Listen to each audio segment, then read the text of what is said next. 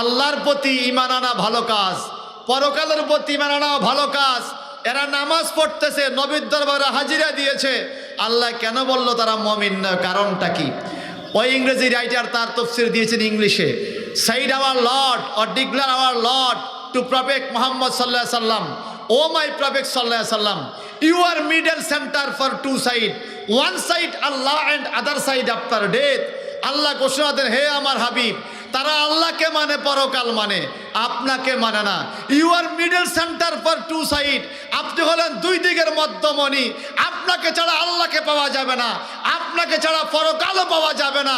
এরা আল্লাহর প্রতি ঈমান আনে, আপনাকে না মেনে পরকাল মানে, আপনার রেসালাতের স্লোগান দিতে চায় না, আপনার রেসালাতকে মানে না। আপনাকে আমি কোরআন দিয়ে রসুল করে পাঠাইলাম, তারা আপনাকে তাদের মতো সাধারণ মানুষ মনে করে। এই জন্য তারা যতই নামাজ পড়ুক, যতই রোজা রাখুক, যতই আমান্না বিল্লাহ বলুক, ওয়াবিল ইয়াউমিল আখির বলুক, আমি আল্লাহ প্রমাণ করে দিলাম কিয়ামত পর্যন্ত এরকম আসতেই থাকবে। ওয়ামা হুম বিমুমিনিন, একজনও মুমিন হতে পারবে না। কথাকার? এই কথাকার? ভাই সাহেব, এই জন্য অনুরোধ করব, যে যত রকমই বলেন, যত রকমই বলেন, ঈমানের মূল সালাম, ঈমানের মূল নবী মুহাম্মদুর রাসূলুল্লাহ।